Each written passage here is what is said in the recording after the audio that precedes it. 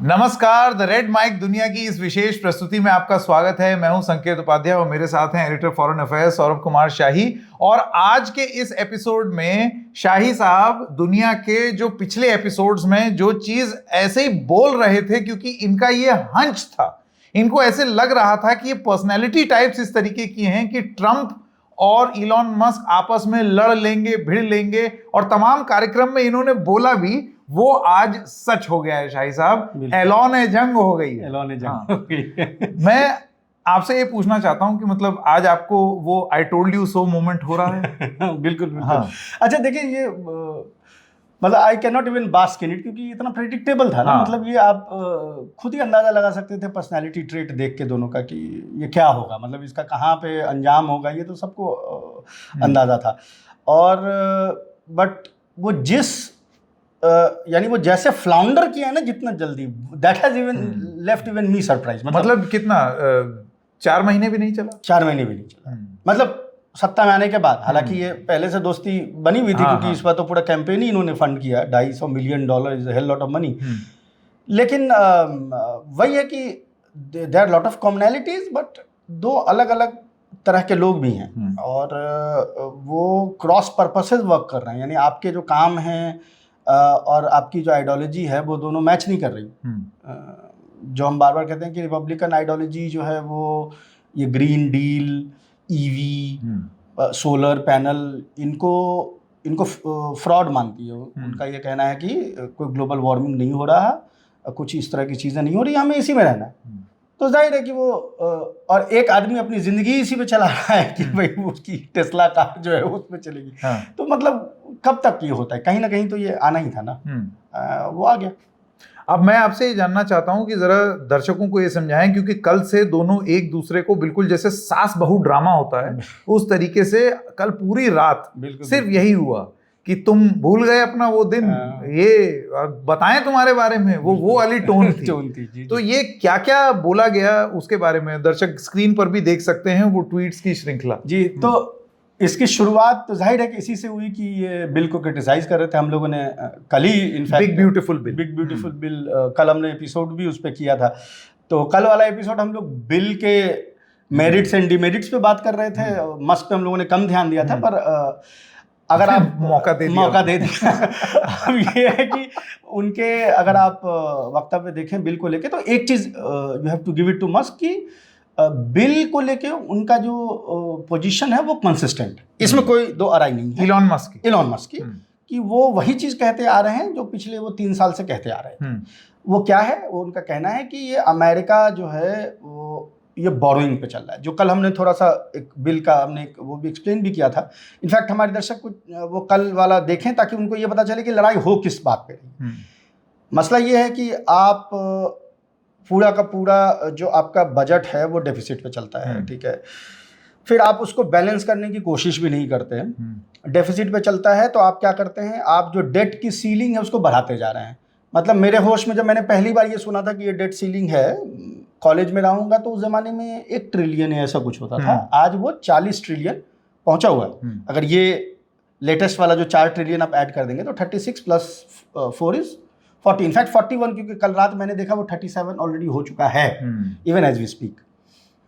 अब एक जो इकोनॉमिक कंजर्वेटिव्स है उनका बहुत सिंपल सा एक उसको कह लीजिए कि आइडियोलॉजी है, वो ये है कि डेट वॉर टाइम में बढ़ता है, पीस टाइम में घटता है। वॉर टाइम में आपका डेट बढ़ा, अंडरस्टूड है। पीस टाइम में डेट के बढ़ने का कोई मतलब नहीं है। उनका ये अपना एक ये है। अब मसला ये है कि अमेरिका कब वॉर में नहीं है। हाँ, सही बात है, हमेशा ही है वो, और जहां डायरेक्टली नहीं है वहां वो इनडायरेक्टली है, ठीक है। तो अब मसला ये है कि जब आप वॉर में इनडायरेक्टली भी हैं, वो किसी ने निकाला था कि इसके पूरे एग्जिस्टेंस का जितना है उसका कुछ 97% ऑफ द ईयर्स में अमेरिका वॉर पे। तो जाहिर है वो बढ़ता गया। अब इनको ये लग रहा है कि दिस इज अ बॉम्ब, ये कभी फटेगा, फटना है। कब फटेगा नहीं, कल भी हम लोग यही बात की कि जिस दिन फटेगा उस दिन एम्पायर का डिक्लाइन हो जाएगा। अब ये डर रहे हैं क्योंकि सब अपने इस ये जो आपका डोमिनेंस है, जो लोन सुपर पावर का डोमिनेंस है, उसको हालांकि मेंटेन रखना चाहता है ना, उसके तमाम फायदे हैं ना। इनको ये डर है कि फटेगा, इसीलिए ये चाहते थे कि बिल में जितना कट कर सके। अब कट वो क्या करेंगे, अमीरों का टैक्स तो कट नहीं करना चाहते, वो अमीरों का टैक्स कम करना चाहते हैं, उनको बढ़ाना नहीं चाहते, तो कट कहाँ से होगा, तो भाई गरीबों से होगा। सब्सिडी को कट करिए, पूरा हमने डिस्कस किया कल बिल का। अब इसको लेके ये लगातार कहते रहे हैं, पहले भी इनफैक्ट जब वो डोजी में थे उस जमाने में भी उन्होंने इसका क्रिटिसिज्म किया था, और निकलने के बाद तो he is gone ballistic. Obviously वो हर जगह जा रहे हैं, उनसे ओपिनियन लोग ले रहा है, वो बोल रहे हैं कि भाई रिमूव द पोर्क, मतलब इसमें से वो फैट जो है आप हटा दीजिए। अब वो फैट हटेगा कहाँ से, तो अब ये मसला फंसा हुआ है। कल उन्होंने जब दोबारा बोल दिया तो ट्रंप को नागवार गुजरा। वो अगेन जैसा वो करते हैं, वो इंटरव्यू किसी और चीज़ पे दे रहे थे, वो किसी और से मिल रहे थे, और वहाँ पे इन्होंने ये बातें कह दी कि वो मतलब पहले तो इशारे में कि आपने देखा होगा ट्रंप ने पहले रेसिस्ट थोड़ी सी करने की कोशिश की है, वो डायरेक्ट क्रिटिसाइज नहीं कर रहे, वो saying I am disappointed, which is different from अभी जो हो रहा है, जूतम पैजार जो हो रहा है उससे डिफरेंट। अच्छा, तब तक इलॉन मस्क ये अबोमिनेशन, डिसगस्टिंग बोल चुके, ये सब शब्द इस्तेमाल कर चुके थे। हाँ, वो तब तक कर चुके थे, क्योंकि वो अबोमिनेशन वाला तो कल वाले प्रोग्राम में उन्होंने शामिल कर लिया था, और ये इंटरव्यू कल रात में हुआ है। अब वो लेकिन फिर उसके बाद इन्होंने जब दोबारा बोला तो वो हत्थे से उखड़ गए। फिर वो तो आपने देखा ही, एक दूसरे पे उन्होंने पहले क्लेम किया कि मैं नहीं होता तो तुम जीत के नहीं आते, विच इज पार्शियली ट्रू। अब उसके नीचे कम्युनिटी नोट भी किसी ने लगा दिया। मसला ये तो मतलब सर्कस है ना। अब यू ओन एक्स, ठीक है, तो उसके नीचे कम्युनिटी नोट किसी ने लगा दिया कि नहीं ऐसा नहीं हो सकता या ऐसा हो सकता था। फिर अब उसके बाद वो उधर से चढ़ गए कि हमने इनको ये किया, हमने उनको ये दिया, ये इस लाइक नहीं था। और अब तो आप अपने स्क्रीन पे देख ही सकते हैं लगातार जिस तरह से लड़ाई हो रही है। इट हैज, मतलब जिसको कहते हैं ना, मतलब it got down to nastiness real soon. मतलब वो ऐसे जगह पे पहुंच गया, इतना जल्दी पहुंचेगा ये हम लोगों ने भी अंदाजा नहीं लगाया। बिल्कुल पहुंचेगा, ये इस चीज की तो गारंटी थी। अब देखिए, इसका पर्सनैलिटी टाइप से बहुत लेना देना है। ये दोनों ही में से कोई भी एक इस तरीके का नहीं है कि जरा आंखों की शर्म रख लें और जरा कम बोलें, परिपक्वता दिखाएं, वो वाले गुण तो है नहीं, और दोनों में ही नहीं है। इसी वजह से आपको ये दिखाई दे रहा है। मुझे आप ये बताइए कि इसका असर क्या पड़ सकता है। देखिए, अव्वल तो ये है कि जिसको हम आप गुण नहीं मान रहे हैं वो इनके वोटिंग क्लास के लिए गुण है। अच्छा, ठीक है, हम आप उसको नहीं मान रहे, पर आप उसके वोटिंग पॉपुलेशन को देखें तो उनके लिए यही सब गुण है। अरे वो ट्रंप के लिए हो सकता है ना, मस्क के लिए क्या गुण है? क्योंकि मस्क भी तो अपने आप को देखें, मस्क बहुत स्लाइली अपने आप को protector of right wing politics जो ग्लोबल लेवल पे हो रही है उसके, उन्होंने, आपने देखा वो अपने आप को उस तरह से पोजीशन तो करता है, पोजीशनिंग वही है, और लगातार इस पे बोल भी रहे हैं और तमाम मुद्दे उठा रहे हैं। जैसे हमने देखा जर्मनी वाला AFD का मामला हुआ, ब्रिटेन वाला मामला हुआ, ब्रिटेन फर्स्ट का, और ये जो इनफैक्ट हमने जो साउथ अफ्रीका पे एपिसोड किया था वो भी तो वही है ना। साउथ अफ्रीका में बेसिकली ये पूरा साउथ अफ्रीका का मामला मस्क और इसके जैसे ही 2-4 और रेसिस्ट वाइट साउथ अफ्रीकन्स हैं जो अमेरिका में आके बस गए हैं, इनका ब्रेन चाइल्ड है। तो अपने आप को आप पोजीशन वो कर रहा है, तो both have to cater to the same voting audience. अव्वल तो ये है, दोनों सेम ऑडियंस को केटर कर रहा है। तो अगर केटर कर रहे हैं दोनों, तो फिर बहुत ज़्यादा यहाँ आप जो है अपने आइडियोलॉजी को चेंज नहीं कर सकते। अभी भी कल मैंने पूरा वो जब 2 बजे सोया हूँ उनका ट्वीट पढ़ते पढ़ते मैंने वो देखा कि one thing is very clear कि अपने आइडियोलॉजिकल पोजीशन पे एलन मस्क जो है वो अडिग है। वो कह रहे हैं कि ठीक है मेरा वो भी हटा दो। कल हमने बात की कि इनकी सब्सिडी हटा गई जो चिरने का रीजन है, हालांकि ये अब कह रहे हैं कि नहीं ऐसा कोई रीजन नहीं है, ट्रंप कह रहे हैं कि नहीं यही रीजन है दोनों। अब ये तो मतलब हिज वर्ड अगेंस्ट। ये सब्सिडी क्या है, इसके बारे में थोड़ा सा बताएं। कि वो new green deal Joe Biden के ज़माने में हुई थी और उन्होंने ये कहा था कि ईवी कार अगर आप खरीदते हैं तो $7,500 का आपको जो है एक टैक्स हॉलीडे, जिस पर ट्रंप ने ये बोला कि मैं ये ना देता तो इसकी गाड़ियां ना बिकती। अच्छा, ट्रंप ये कह रहे हैं अब कि चूंकि बिल में ये है, कल हमने बात की इस पर कि चूंकि बिल में ये प्रावधान है हम इसको हटा रहे हैं, तो उससे ये नाराज़ है। ये अपने पुरानी वीडियोस दिखा रहा है, कह रहा है कि नहीं मैं इससे नाराज़ नहीं, मैंने कहा था कि ठीक है हटा दो। पर उसका ये कहना है मस्क का कि सबके लिए सब्सिडी हटाओ। अब मसला ये है कि ऑयल और गैस की जो बड़ी कंपनी है अमेरिका की, वो सब्सिडीज पे चलती है और वो सारे के सारे फंडर हैं Republican party, as you could imagine. ठीक है, मस्क का कहना है कि उसको तुम नहीं हटा रहे हो, क्यों? क्योंकि तुम मानते नहीं कि उससे ग्लोबल वार्मिंग हो रही है, उस पर सब्सिडी दे रहे हो और मेरे पर से सब्सिडी हटा रहे हो। और बोला मैं फिर भी इसके लिए रेडी हूं, लेकिन बजट से डेफिसिट जो है वो कम करो। इस बात को इंसिस्टेंट है। तो अगर आप आइडियोलॉजिकल पोजीशनिंग की बात करेंगे तो Musk far more than Trump is towing his line. वो बात अलग है कि वो ईवी बेच रहे हैं जो कि राइट विंगर्स को वहां पर नागवार गुजरता है, तो बहुत ज्यादा मायने नहीं रखता। मैं ये सवाल इसलिए पूछ रहा था कि आगे क्या होगा। देखिए, जब ये बिग ब्यूटीफुल बिल आया, कल हम लोग चर्चा कर रहे थे कि डेमोक्रेट्स को यहाँ पर एक मौका मिल गया है जिसमें वो अब अपनी राजनीति चमका सकें, अपनी बात कह सकें कि देखो भाई हम ऐसे थे, ऐसे तो नहीं थे। यहाँ पर अब ये बवाल भी हो गया। क्या ये बवाल डेमोक्रेट्स को या वहां की राजनीति को इतना ज्यादा प्रभावित कर सकता है, या ये फ्लैश इन द पैन है, लोगों को मालूम था कि ये ऐसे ही है? देखिए, इसमें ये प्रेडिक्शन बड़ा मुश्किल है। क्यों मुश्किल मैं बताता हूं, क्योंकि ये दोनों इस किस्म के हैं कि ये कहां तक वॉर को ले जाएंगे पता नहीं है। Both has the wherewithal, war से मतलब एक दूसरे की लड़ाई। Both has the wherewithal to harm each other. कैसे है? ट्रम्प तमाम कॉन्ट्रैक्ट जो है कैंसिल कर सकते हैं, गवर्नमेंट कॉन्ट्रैक्ट बिलियंस में है। उन्होंने बोला भी है, इनफैक्ट एक सब आपके स्क्रीन पे आ रहा है, देख सकते हैं हमारे दर्शक। उन्होंने बोला है कि हम इसको बिलियंस हम बचा सकते हैं if we cancel the federal contract जो हमने मस्क की कंपनी को दिया है, इंक्लूडिंग स्पेस एक्स और स्टारलिंक और इनको जो दिया है। अब इनको तो ये इतने भोले हैं कि इनको पता ही नहीं है कि आपने नासा को तो बेच दिया मस्क को बहुत पहले। इन्होंने नहीं बेचा, जिसने भी बेचा, मतलब बाइडन भी है उसमें शामिल, सब इनके पिछला एडमिनिस्ट्रेशन भी शामिल है। आप इस स्थिति पे आज पहुंच गए हैं कि अब आपको वो ब्लैकमेल कर सकता है। लिटरली अगर अभी एलोन मस्क चाहे तो इंटरनेशनल स्पेस स्टेशन जो है वो खत्म हो जाएगी।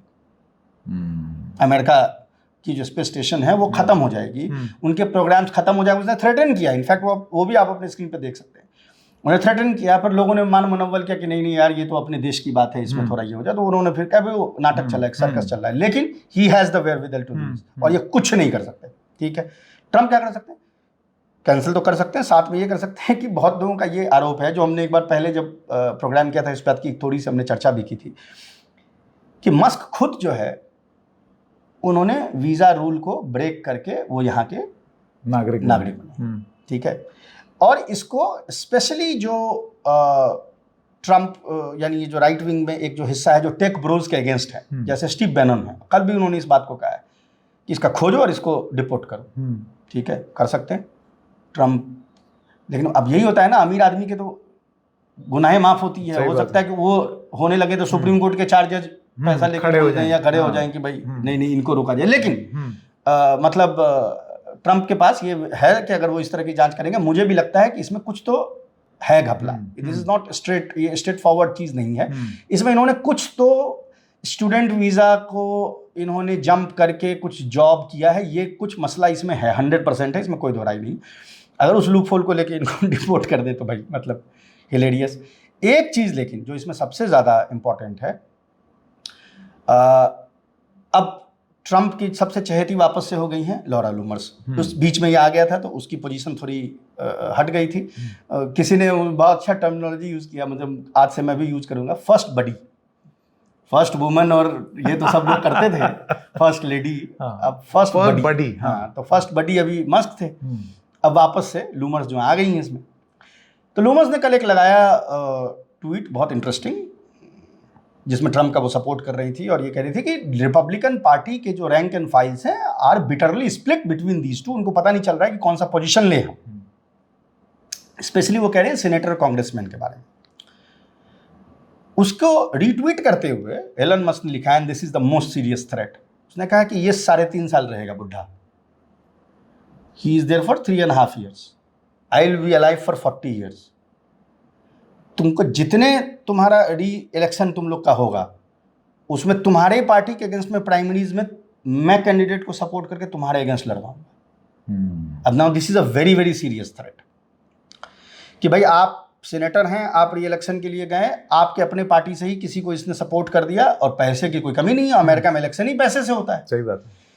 तो अगर वो पैसा झोंक दे, ठीक है 20 इलेक्शन को में ये कोशिश करे और 15 में हार भी जाए, लेकिन 5 तो आप जीत रहे हैं। अगर इसने 5 सीनेटर को भी हरा दिया, इसने 10 कांग्रेसमैन को भी हरवा दिया प्राइमरीज में, तो it will send a chilling effect to every congressman present there कि भाई ये मस्क से हमें झगड़ा नहीं लेना है क्योंकि ये हमें फंड करेगा। तो रियलिटी में दोनों के पास हथियार हैं एक दूसरे को बहुत बुरी तरह से नुकसान करने के। हैविंग सेड दैट, ये हमें नहीं भूलना चाहिए कि they have far more commonalities between than differences. ठीक है, दोनों रेसिस्ट हैं, दोनों वाइट सुप्रीमेसिस्ट हैं, दोनों कंजर्वेटिव इकोनॉमिक्स के वो हैं, चाहने वाले हैं, दोनों वो कल्चर के अगेंस्ट हैं, दोनों टेक यानी एआई और इस तरह की जो चीज़ है उस पर गवर्नमेंट का कंट्रोल जो है वो नहीं रहने देना चाहते हैं, यानी उसका ओवरसाइट नहीं रहने देना। वो भी तो कल बिल में था ना, वो इन लोगों ने घुसाया था। अच्छा, टेक ब्रोज ने, कि जो कल हमने बात की कि प्रोविंशियल गवर्नमेंट्स का कोई ओवरसाइट नहीं रहेगा एआई के ऊपर, वो इन लोगों ने घुसवाया था। अब उसको लेकर अलग हंगामा हो रहा है। तो ये सारी चीजें, पर there are lot of commonalities. Commonalities ऐसी हैं कि हो सकता है दोनों में सीज फायर हो जाए। क्या चलो यार एक दूसरे को, उसने उसका दे दिया कि तुम जेफरी एनस्टीन वाला फाइल तुम इसलिए रिलीज नहीं कर रहे हो क्योंकि उसमें तुम हो। अब ठीक है, अब वो लेके आ रहा है जेफरी एनस्टीन के किसी लॉयर को, कह रहा है कि नहीं मैंने सारा फाइल देखा है, उसमें ट्रम्प नहीं है। ट्रम्प का कहना है कि हम होते तो बाइडेन हमको ऐसे ही छोड़ देता, हमारा नाम बाहर रिलीज कर देता, हम इलेक्शन हार जाते। हालांकि अमेरिकन राइट जो है या भारत में भी उनको इससे बहुत ज़्यादा, वो पब्लिक लाइफ में डिसेंसी की बात करते हैं, लेकिन अपने नेता की कोई भी चीज़ इस तरह की निकल आए तो फिर माफ़ भी कर देते हैं। बहुत हृदय से बड़े होते हैं ना ये लोग। तो ये चीज़ भी है। तो ऐसा नहीं है कि वो थ्रेट एक दूसरे को कर रहे हैं, पर फार, जैसा मैंने कहा, कॉमन ग्राउंड दोनों में बहुत है। एंड आई थिंक पीपल, ऐसे लोग हैं जो दोनों को कहेंगे कि भाई ये सब पब्लिकली ना करो और सीज फायर कर लो। उसकी भी गुंजाइश है, इनफैक्ट उसकी गुंजाइश ज़्यादा है, लेकिन फिर से अच्छे संबंध नहीं होंगे। सीज फायर होने का मतलब ये नहीं ना कि दोस्ती होगी। भारत पाकिस्तान में दोस्ती थोड़ी होगी। करेक्ट, ठीक, सीज फायर होगा। करेक्ट। तो वो चीज़ हो सकती है कि सीज फायर हो जाए लेकिन दोस्ती ना हो। मतलब कांच टूट के चिटका रहेगा, भले ही आप उसको साथ जोड़ तो वो दरारें रहेंगी। वो ये जो लास्ट में आपने एक बात बोली वो बहुत इंटरेस्टिंग है। ये कौन सा स्कैंडल है जिसके बारे में इलॉन मस्क औजार की तरह इस्तेमाल कर रहे हैं ट्रम्प के खिलाफ? एक पुराना वीडियो भी निकाल करके रख दिया है कि ये देखो ये सन 92 में पार्टी कर रहा है। बिल्कुल बिल्कुल। हाँ, इसके बारे में थोड़ा बताएं। तो हमारे दर्शक जानते हैं जेफरी एप्स्टीन जो थे वो बहुत बड़े प्रोड्यूसर थे, सोशलाइट थे, इस तरह के पर्सनालिटी थे। हॉलीवुड में उनका बड़ा रसूख था वो, और उनकी एक एक्स गर्लफ्रेंड ग्लिजरी मैक्सवेल, दोनों मिलके एक ब्लैकमेल प्रोग्राम चलाते थे। और अब ये प्रूव भी हो गया है कि इसमें इजराइल का बहुत बड़ा रोल था। इजराइल ये करता था, क्योंकि ये दोनों जू हैं और बहुत वेरी क्लोज टू इजराइल। ये लोग क्या करते थे कि बड़े बड़े नेताओं को अपने प्लेन पे ले जाते थे। प्लेन का नाम लोलिता एक्सप्रेस रखा गया है। जो हमारे दर्शक जानते होंगे लोलिता नॉवेल को, बहुत फेमस रशियन नॉवेल है। It is about a relationship between a grown up man and a under as girl, rather a teenage girl. तो लोलिता एक्सप्रेस के बारे में, वो प्लेन जो था बेसिकली उस पर ये क्या करते थे कि ये जो एलिट्स हैं अमेरिका के, उनको ले जाते थे और फिर अंडर एज लड़कियां उनको सर्विस करती थी। जनरल एस्कॉर्ट्स भी होती थी, पर अंडर एज लड़कियां भी होती थी जो इनको सर्विस करती थी। उनका एक आइलैंड था, प्राइवेट आइलैंड था, प्राइवेट जेट था। तो उस जेट से वो लोगों को ले जाते थे और प्राइवेट आइलैंड पे फिर उस तरह की जो डिबॉचरी वाली जो पार्टीज होती हैं वो होती थी। वो निकल के बाहर आ गई। उसमें पता चला कि बहुत सारे जो नेता हैं पूरी दुनिया के, सिर्फ अमेरिका के नहीं हैं, इनके वीडियोस वगैरह बने हुए हैं जिसको मोसाद जो है यूज़ करता है इनको ब्लैकमेल करने के लिए। और वही रीज़न है कि ये इसमें से कई लोग जो हैं वो मुखर होके इजराइल के अगेंस्ट में नहीं बोल पाते हैं। ये एवरीथिंग इज ऑन रिकॉर्ड। हमारे दर्शक जो है गूगल कर सकते हैं इसको। तो उसमें एलन मस्क का, इसमें इलॉन मस्क ट्रम्प को क्यों धमकी दे रहा है? क्या इसमें एलन मस्क का ये कहना है कि ट्रम्प भी उसका हिस्सा थे। उस प्लेन पे, लोलिता एक्सप्रेस पे वो भी जाते थे और उनको भी लड़कियां, अंडर एज लड़कियां सर्विस करती थी। ट्रम्प का एक पुराना बयान है जिसमें ट्रम्प ये कह रहे हैं कि ये, यानी जब ये स्कैम खुलने से पहले की बात है, स्कैंडल के खुलने के पहले की बात है, इसमें वो बार बार कह रहे हैं कि जेफरी एप्स्टीन जो है वो शौकीन आदमी था, उसने कुछ गलत नहीं किया है। He used to love women like I do, specially the women on the lower age bracket. अब ना ये ओपन टू इंटरप्रिटेशन है भाई, 18.5 की लड़की भी तो लोअर एज ब्रैकेट ही, लेकिन 13.5 की भी। तो अब आप, ये ऑन रिकॉर्ड है, ट्रम्प ये बात ऑन रिकॉर्ड कह रहा है। देयर इज अ वीडियो जिसको चला रहे हैं, उस वीडियो में है। अब मसला ये है कि इनका कहना है कि क्या आप were you serviced by an under age woman और नॉट, ठीक है। इनका कहना है कि हाँ इसका किया गया है, इसीलिए इसने जॉन एफ कैनेडी के फाइल जो है इसने ओपन कर दी, डिक्लासिफाई कर दी, 9/11 की फाइल इसने डिक्लासिफाई कर दी, लेकिन जेफरी एम्स्टेन वाली फाइल इसने डिक्लासिफाई नहीं। ट्रंप का कहना है कि मेरा उसमें कुछ नहीं है, लेकिन कुछ लोगों को मैं जानता हूं जिनका नाम उसमें गलत शामिल किया गया, तो मैं नहीं चाहता कि उनका पब्लिक लाइफ इससे खराब हो जाए, विच इज नाउ इससे शक तो पैदा होगा ही कि भाई आप जॉन एफ कैनेडी वाला रिलीज कर रहे हैं जिसका आज कोई वैल्यू नहीं। सही बात है, कब मर गया वो? 9/11 की भी आज मोटा मोटी कोई वैल्यू नहीं है, कितना साल हो गया, 25 साल हो गया, चीजें दुनिया आगे बढ़ गई, post war against global war against terror आ गए, जो अभी हुआ है 4 साल पहले 5 साल पहले, ठीक है, उसका तुम ओपन नहीं कर रहे। हालांकि जैसा मैंने कहा, एम्स्टीन के खुद के वकील ने कहा कि उसमें डोनाल्ड ट्रंप का कुछ भी नहीं है, और डोनाल्ड ट्रंप का एक वाटर टाइट आर्ग्यूमेंट है ये कि अगर इसमें कुछ होता तो तुमको लगता है कि बाइडेन हमको दोबारा छोड़ देता, दोबारा हमको इलेक्शन लड़ने देता। तो अब ये आरोप प्रत्यारोप हैं, लेकिन कुछ चीजें ऑन रिकॉर्ड हैं, और इसमें कोई दो राय नहीं है कि इन्होंने वो फाइल रिलीज नहीं की। और इसी चीज की धमकी अब इलॉन मस्क दे रहा है। अब देखना ये है कि ये लड़ाई आगे कितना चलेगी, या फिर इतना ज्यादा हो जाएगा कि बाद में ये लोग बोलेंगे कि आओ सुलह कर लें, लेकिन सुलह करके भी एक हाथ की उचित दूरी एक दूसरे से बना करके रखेंगे। इस सब के बीच में इलॉन मस्क को जो एकदम खुदा वो बन गए थे अंतर्राष्ट्रीय जगत में, वो डोनाल्ड ट्रंप के बिहाफ पर बोलने लगे थे। उनकी बड़ी बड़ी मीटिंग्स होती थी बड़े हेड्स ऑफ स्टेट के साथ, और ऑलमोस्ट उस कैपेसिटी में होती थी लाइक अ क्वाज़ी गवर्नमेंट ऑफिशियल। वो सारी चीजें अब बंद होंगी या कम होंगी, देखिए वो कह नहीं सकते। अगेन इस आदमी के अपने पॉलिटिकल एस्पिरेशंस भी हैं। अभी आपने देखा, अभी स्क्रीन पे चल भी रहा होगा, इन्होंने एक वोटिंग चालू कर रखा अपने एक्स हैंडल पे कि is America fed up with 2 party system, और क्या हमें एक तीसरी पार्टी जो है होनी चाहिए, क्योंकि उनका कहना है कि 80% लोग अमेरिका के जो है वो सेंट्रिस्ट हैं, और इनका रिप्रेजेंटेटिव जो है वो कोई पार्टी नहीं है, क्या ऐसी पार्टी बननी चाहिए, और बड़े मार्जिन से कुछ 81-82% लोग जो है कह रहे हैं हाँ होनी चाहिए। वो बात अलग है कि प्लेटफॉर्म भी आप ही का है। हाँ एग्जैक्टली, बट न्यूसेंस तो क्रिएट कर सकता है आदमी ना, क्योंकि पैसे हैं। देखिए पैसा आपको होता है तो बहुत कुछ कर सकते हैं।